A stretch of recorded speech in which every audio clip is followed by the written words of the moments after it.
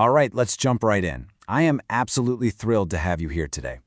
In this explainer, we're exploring Gabrielle Zevin's massively popular novel, Tomorrow and Tomorrow and Tomorrow. You know, much like Michael Chabon's The Amazing Adventures of Cavalier and Clay did for the golden age of comic books, this is a profoundly moving, 30-year character-driven story about ambition, the complexities of love, and the beautiful, intricate world of video games.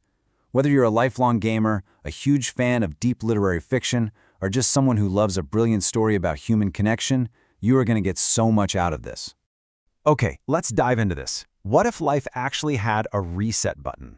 That is the central question driving this entire narrative. I mean, think about it. In a video game, if you make a mistake, if you fail, or even if your character dies, you just respawn, right? You go back to the save point and you try again. It's mathematically fair. But real life? Well, real life definitely doesn't work that way. It's permanent, it's incredibly messy, and often it's deeply unfair. This glaring contrast between the highly controllable nature of the virtual worlds our characters build and the totally uncontrollable tragedy of the real world they actually live in is the absolute beating heart of Zevin's novel. Think of our agenda today as a kind of level select screen.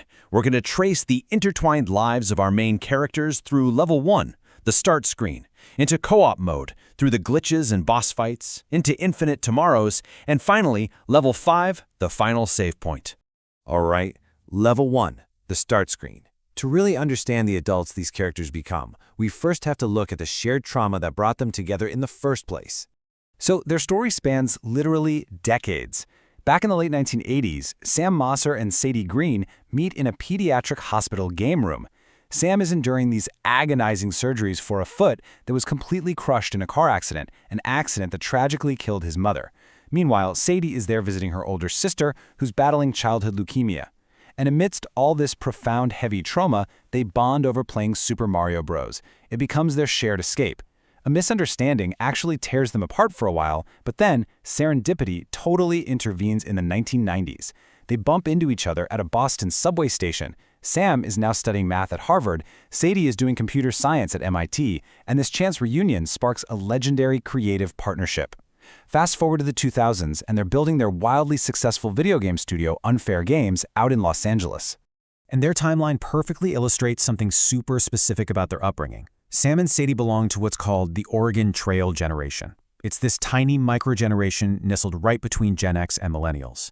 So why does that matter for this story? Because they were literally the very first generation of people to play video games as kids. Their own personal coming of age perfectly parallels the rise and maturation of the video game industry itself. As gaming grows from chunky 8-bit pixels into massive, sweeping online worlds, Sam and Sadie are growing up right alongside it. Moving on to level 2, co-op mode. This is the highly collaborative, high-energy era where our duo becomes a trio. Sam and Sadie team up with Marx Watanabe and begin building their empire. But before they hit the big time, we get this fascinating glimpse of Sadie's raw, unfiltered genius. While she's still at MIT, Sadie creates a game called Solution. And what it does is it tricks players into believing they're just assembling mundane factory parts. But as the game progresses, the player slowly realizes they are actually manufacturing equipment for the Nazis during the Holocaust. It's a shocking, incredibly bold piece of game design. Zevin uses this early on to firmly establish that video games are not just trivial toys. They can be complex, morally challenging, and deeply provocative works of art. Together, this trio founds Unfair Games. And what's brilliant is how each title in their legendary game roster directly reflects their evolving personal dynamics. They start with Ishigo, which is this adventure game about a child lost at sea, and that just catapults them to massive fame. Then comes Both Sides, a complex RPG dealing with alternate realities, which actually ends up being a critical failure. But they bounce back huge with Maple World, an idyllic and incredibly lucrative online multiplayer game. Later, Sadie pushes for Master of the Revels, this high-art Shakespearean mystery. And finally, Pioneers. We're going to get to the heartbreaking context of that last one in just a bit. But I want you to notice this critical contrast between their two realities. In the virtual worlds they design, the whole shebang is controllable. You have infinite chances to respawn. It is mathematically fair. But real life? Real life is the complete opposite. It's defined by physical trauma, irreversible loss, and a deep, prevailing unfairness. The flawless logic of their coding is constantly clashing with the messy reality of their lives. specifically Sam's chronic, excruciating physical disability, and Sadie's exhausting, uphill battles as a woman fighting to be recognized in a heavily male-dominated industry. Which brings us to level 3, glitches and boss fights. We are now entering the darkest period of their lives, where all these personal and professional conflicts reach a totally devastating breaking point.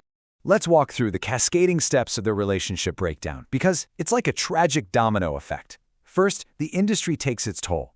Sexist game journalism continually credits the highly charismatic Sam as the sole genius of the studio, completely sidelining Sadie's brilliant programming. Second, Sadie falls into a really toxic, emotionally abusive affair with her older professor, Dav, who manipulates her both personally and professionally. And third, there's this massive, complex romantic tension brewing. Marx, their beloved producer and best friend, starts dating Sadie, and Sam harbors this deep, unspoken jealousy, not just of their romance, but of Marx's effortless health and happiness, and of course, Sadie's affection. The pressure cooker is practically whistling at this point.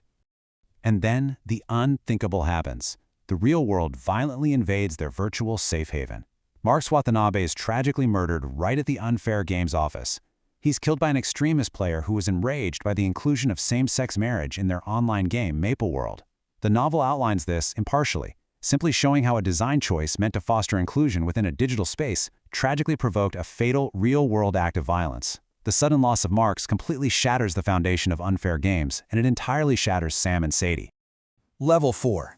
Infinite Tomorrows. In the wake of this tremendous loss, the story really pivots to explore profound themes of grief, the passage of time, and the core meaning behind the book's title. So, the title actually comes from this super famous soliloquy in William Shakespeare's Macbeth. Tomorrow and tomorrow and tomorrow creeps in this petty pace from day to day to the last syllable of recorded time, and all our yesterdays have lighted fools the way to dusty death. It's a stunning, incredibly melancholic piece of literature, and crucially for our story, it was Marx Watanabe's absolute favorite passage. Now, what's really interesting about this slide is how the author, Gabrielle Zevin, takes this incredibly dark passage and just completely flips it on its head. Macbeth's view of this speech, it's entirely nihilistic. He's talking about the grim finality of dusty death and the utter meaninglessness of life. But Zevin's view, and the perspective of our game designers, is wonderfully optimistic. In the context of a video game, tomorrow and tomorrow and tomorrow isn't a march toward a meaningless death. It represents infinite possibilities of rebirth, save points, and the endless gift of second chances. You can always try again. And that brings us to Level 5, the final save point. In the aftermath of Marx's death, Sam and Sadie have entirely fractured. Let's see how they use game design as a tool for processing their grief. Sadie is deeply grieving, and she's also suffering from postpartum depression after giving birth to Marx's child, so she retreats completely. But she processes her trauma the only way she really knows how, through code. She actually programs a virtual likeness of Marx directly into an expansion pack of her Elizabethan mystery game, Master of the Revels. She immortalizes his memory within the game, having his digital ghost recite his favorite Macbeth soliloquies forever. It's just a hauntingly beautiful act of digital preservation. And what does Sam do? Well, Sam secretly creates an entire game just for her. He builds Pioneers, an Oregon Trail-like online multiplayer game, and he uses it as this silent, anonymous act of love. He logs in and plays alongside a recovering Sadie under alternate identities, using the gameplay itself to gently pull her back to life, out of her depression. He literally cannot find the words to heal their rift in real life, so he builds an entire world where they can reconnect safely. It is a breathtaking demonstration of platonic love. Honestly, it's no wonder this book has resonated so deeply with readers. Just looking at its legacy, the novel has sold over 4 million copies worldwide. It was named Book of the Year by both Time magazine and Amazon, and it's currently being adapted into a highly anticipated feature film directed by Academy Award winner Son Heder, starring Daisy Edgar-Jones as Sadie. This story has captivated millions because it takes something super modern, like coding and game development, and uses it to reveal this timeless, totally universal human struggle underneath. Which brings us to our final takeaway. If life rarely offers a perfect ending, are you ready to take another chance and play again? The characters in this explainer learn the hard way that life isn't a controllable game. It is full of glitches, unfair boss fights, and really painful game overs. But its true beauty lies in our resilience. It lies in our willingness to hit continue, to reconnect with the people we love, and to keep creating tomorrow and tomorrow and tomorrow. Thank you so much for joining me to explore this phenomenal story. Keep learning, keep playing, and I'll catch you next time.